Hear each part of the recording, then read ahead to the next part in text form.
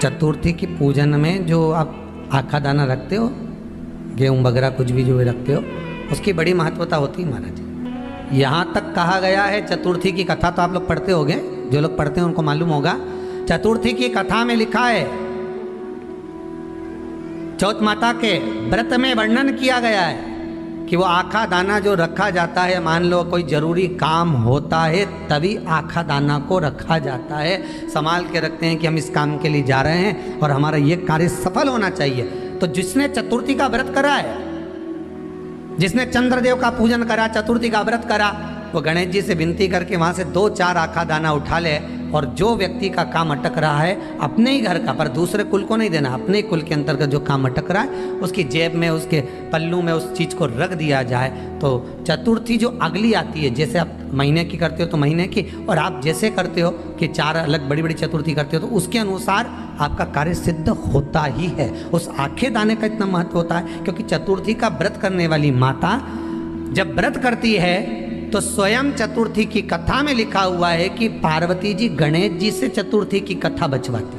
तो चतुर्थी की कथा जब होती है तो उसको स्वयं गणेश जी बाच रहे हैं। तो व्रत कौन सुन रही है? माता पार्वती। और आपने जो आखा दाना लिया वो गणेश जी के भाव से लिया, गणेश जी से निवेदन करके, विनय करके, प्रार्थना कर उसको प्राप्त किया। तो जिनकी यहाँ संपदा की कमी होती है, वैभव की कमी होती है, लक्ष्मी की कमी होती है, प्रतिष्ठा की कमी होती है, धन की कमी होती है, उसके लिए बुधवार के दिन अगर शंकर पर 1 लोटा पानी चढ़ाया जाता है तो जिन लड़कियों का विवाह नहीं हो रहा, जिन बच्चों का विवाह नहीं हो रहा, उन बच्चों के भी विवाह हो जाते हैं। हमारा बल वृद्धि से मतलब होता है जिस कन्या या वर का विवाह नहीं होता, 40 साल हो गए या 30 साल हो गए, या जब 28 के बाद में लड़का लड़की क्रॉस हो जाए कि 29 में, 30 में, 32 में, 34 में, 40 तक पहुंच गए और विवाह नहीं हो रहा है, तब बेलपत्री के जो पेड़ होता है, वृक्ष होता है, उस वृक्ष की जो डाली होती है, उस डाली के मनकों से जो माला बनती है, बाजार में भी मिल जाती है बेल की माला, उस माला को भगवान शंकर को समर्पित कर कर बेलपत्री के वृक्ष के नीचे बैठ कर भगवान शंकर का पंचाक्षर मंत्र का जाप करना है। कौन सा मंत्र है? पंचाक्षर। पंचाक्षर मंत्र कल बताया था, नमः शिवाय। अगर रसोई घर से भोजन में तुलसी डलकर अगर ठाकुर जी के सामने वो थाली रखी तो ये पक्का है वो थाली ठाकुर जी नहीं जीमेंगे, क्योंकि उसमें तुलसी रखी हुई आई है। हाँ, जब ठाकुर जी के सामने थाली रखा गई और तुमने थाली रखने के बाद में मंदिर के सामने बैठ के फिर तुलसी डाली तो ठाकुर जी उसको स्वीकार कर लेते हैं। क्यों? क्योंकि 33 करोड़ देवी देवता एक जगह पर विराजमान हैं। जब हम थाली रखते हैं, प्रथम देव उस भाग को ग्रहण कर ले। जब तक तुलसी डालते हैं, प्रथम देव अपनी दृष्टि हटा लेते हैं। समय होता है, एक टाइम होता है, एक पल होता है, एक घड़ी होती है कि गणेश जी महाराज हमारे घर में आ गए। गणेश जी की सबसे पहली जो आरती हो, उस आरती के समय पर अगर धूप बत्ती जलाई जाए या गोबरी को जलाकर उसमें गूगल छोड़ी जाए और गूगल छोड़ने के बाद गणेश जी का नाम ध्रुम वर्ण कह दिया जाए तो गणेश जी को तुम्हारे घर की पूजा स्वीकार करना पड़ती है। बस वो समय हम जानते, हम तो बस उतना जानते हैं कि शिव महापुराण में लिखा और मुद्गल पुराण में लिखा, गणेश पुराण में लिखा, गणेश जी का एक नाम होता है ध्रुम वर्ण। क्या नाम है?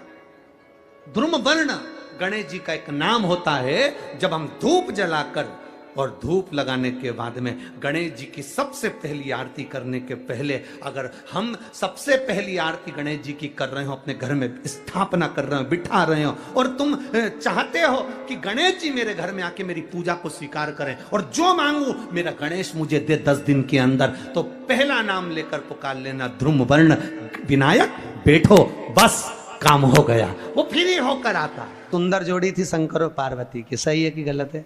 कभी नहीं झगड़ते थे। इसलिए पृथ्वी पर ना तो लक्ष्मी जी के व्रत हैं, ना ब्रह्माणी के व्रत हैं, ना इंद्राणी के व्रत हैं। अगर पूरी पृथ्वी पर सबसे ज्यादा व्रत किसके हैं? माता पार्वती। तीज का व्रत किसका? पार्वती का। चतुर्थी का व्रत किसका? पार्वती का। चौथ का व्रत किसका? पार्वती का। छठ का व्रत किसका? पार्वती का। जितने व्रत है सब माता पार्वती। गणेश जी मैया को प्रसन्न करने के लिए अष्ट रूप में धारण करते हैं। 8 रूप भगवान गणेश जी ने धारण किए। एक मयूरेश्वर गणेश, दूसरा सिद्धि विनायक, तीसरा बल्लालेश्वर, फिर वरद विनायक, फिर चिंतामणि, फिर गिरजात्मज, फिर भगवान गणेश विघ्नेश्वर अष्ट विनायक, फिर महागणपति। ऐसे गणेश जी के अष्ट नाम हुए। उस समय तिजोरी के अंदर जो गणेश की प्रतिमा रखी जाती है किस नाम से रखी जाती है?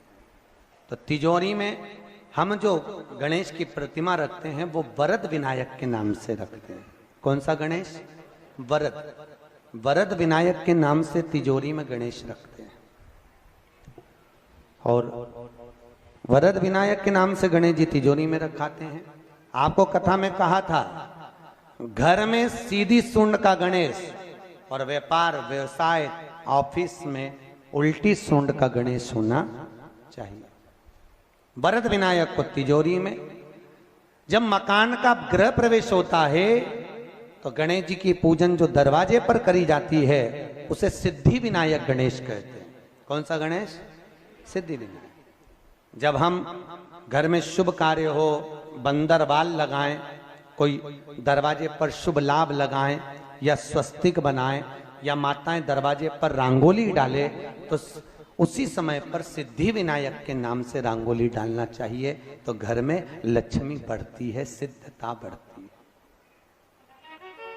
याद रखिए, कभी भी गणेश जी को, मिट्टी के गणेश जी लाते हो भादो महीने में, तो विसर्जन करो तो विसर्जन के समय पर 2 बिंदी, एक कंकु की एक हल्दी की, दीवार पर जरूर लगा देना चाहिए। क्यों? क्योंकि गणेश जी हमारे यहाँ आते हैं तो रिद्धि सिद्धि के साथ आते हैं। पर जब गणेश जी जाते हैं अगर हम बिंदी नहीं लगाते हैं तो गणेश जी अपनी रिद्धि सिद्धि को साथ में लेकर चले जाते हैं। पति के साथ पत्नी वापिस चली जाती है। जब हम बिंदी लगाते हैं तो उसका मतलब होता है कि हमारे घर की बहू हमारे घर में रहे, बेटा भले भ्रमण के लिए जाए। तो गणेश जी जाते हैं, रिद्धि सिद्धि घर में रह जाती है। इसलिए रिद्धि सिद्धि को घर में रखने के लिए 2 बिंदी लगाना चाहिए, एक कुंकू की एक हल्दी। रिद्धि सिद्धि। गणेश जी की प्रियता है दुर्वा। क्या प्रियता है? दुर्वा। कितनी दुर्वा गणेश जी को समर्पित करी जाती है? मात्र 5। कितनी? आज के जमाने में लोग गट्ठा बनाकर चढ़ा दें, वो अपनी जगह पर 5 दुर्वा पंचम इंद्रियों को वश में करने के लिए और भगवान के 5 जो स्वरूप हैं उनको अपने भीतर उतारने के लिए 5 दुर्वा। और दुर्वा में भी 3 गांठ। जब दुर्वा समर्पित करी जाती है तो उसमें नीचे दुर्वा की डंडी पर गांठ रहती है, 3 छोटी छोटी गांठें होना चाहिए। चतुर्थी का जो व्रत करने वाली होती हैं, जो चतुर्थी का पूजन करने वाली होती हैं, उनके भीतर का एक भाव होता है कि जैसे ही शाम का समय आए चंद्रदेव का पूजन करें। चंद्र जब प्रकट हो जाए, कलश भर लिया, उसके नीचे आखा दाना रख दिया, चावल गेहूं जो भी आप रखते हो पूजन के लिए, ऊपर पात्र आदि रख दिया, जलाशय, फिर अपन ने घी का दिया लगाकर पूजन भी कर ली। तो जो चतुर्थी का पूजन करने वाली होती है, जो चतुर्थी का नियम व्रत धारण करने वाली होती हैं, बड़ी बड़ी चतुर्थियां करती हैं या उसका नियम धारण करती हैं, तो चतुर्थी का जो पूजन करती है वो किस चीज के लिए होता है? केवल संतान, पुत्र, परिवार, हमारा कुटुंब, हम जिस कुल में हैं, हमारा कुल वैभव की ओर बढ़े, संपदा की ओर बढ़े और उसकी आयु बढ़े, उसकी आयु बढ़े, वैभव बढ़े। बहुत ध्यान दीजिएगा महाराज। चतुर्थी की पूजन में जो आप आखा दाना रखते हो, गेहूं वगैरह कुछ भी जो रखते हो, उसकी बड़ी महत्वता होती है महाराज। यहां तक कहा गया है, चतुर्थी की कथा तो आप लोग पढ़ते होंगे, जो लोग पढ़ते हैं उनको मालूम होगा। चतुर्थी की कथा में लिखा है,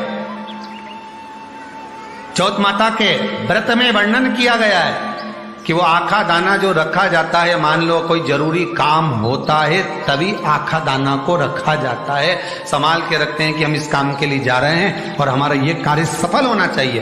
तो जिसने चतुर्थी का व्रत करा है, जिसने चंद्रदेव का पूजन करा, चतुर्थी का व्रत करा, वो गणेश जी से विनती करके वहां से 2-4 आखा दाना उठा ले, और जो व्यक्ति का काम अटक रहा है अपने ही घर का, पर दूसरे कुल को नहीं देना, अपने ही कुल के अंतर्गत जो काम अटक रहा है उसकी जेब में, उसके पल्लू में उस चीज को रख दिया जाए।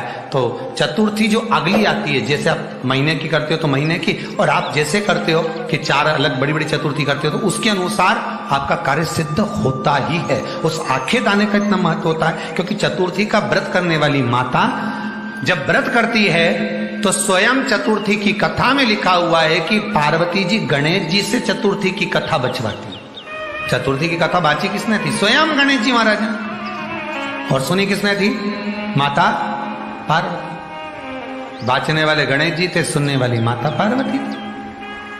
तो चतुर्थी की कथा जब होती है तो उसको स्वयं गणेश जी बाच रहे हैं। तो व्रत कौन सुन रही है? माता पार्वती। और आपने जो आखा दाना लिया वो गणेश जी के भाव से लिया, गणेश जी से निवेदन करके, विनय करके, प्रार्थना कर उसको प्राप्त किया। जितने आस्था चैनल पर कथा सुन रहे हो, जितने फेसबुक और यूट्यूब पर सुन रहे हो, और जितने इस छत्तीसगढ़ की पावन धरा पर बैठकर सुन रहे हो, बहुत सावधानी से सुनना। एक छोटा सा कपूर का टुकड़ा जब आरती में जलाया जाता है तो ये कपूर क्यों जलाते हैं? इस कपूर का महत्व क्या है? इस कपूर का कारण क्या है? ये कपूर है कौन जिसको हम आरती में जलाएं? क्या जरूरत इस कपूर को आरती में जलाने की? क्या जरूरत इसको यज्ञशाला में जलाने की? क्या जरूरत है इस कपूर को पूजन में जलाने की? स्वयं गुरु बाबा कहते हैं यदि कोई आरती में, पूजन में, घर में एक कपूर का टुकड़ा आरती के बाद में जब समर्पित करेगा तो उसको अश्वमेध यज्ञ का पुण्य प्राप्त हो जाएगा।